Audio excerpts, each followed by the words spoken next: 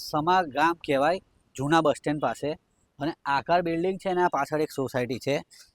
આ સોસાયટીના રહીશો દ્વારા બિલ્ડરે જે આ ગટર લાઈન નાખવાની પ્રયત્ન કર્યો છે કે તમને અહીંયાથી હું ગટર લાઈન મારા ખર્ચે નાખી આપું છું, પણ આ ગટર લાઈન છેલ્લા 1.5 મહિનાથી ઉભરાઈ રહી છે.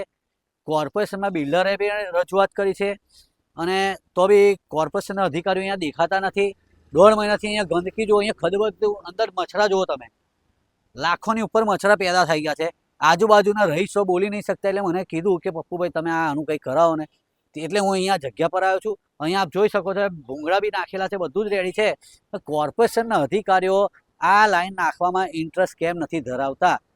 મહત્વની વાત એ છે કે આટલી બધી ગંદકી થાય અને વડોદરા સ્વચ્છતાની વાત કરતું હોય ને તો કમિશનર સાહેબમાં તાકાત હોય ને તો કાલે આ ગટરનું પાણી રોકીને બતાવે અને નવી લાઈન તાત્કાલિક નાખે અને આ ગંદકીમાંથી આજુબાજુના જે રહીશો છે તેમને મુક્ત કરાવે.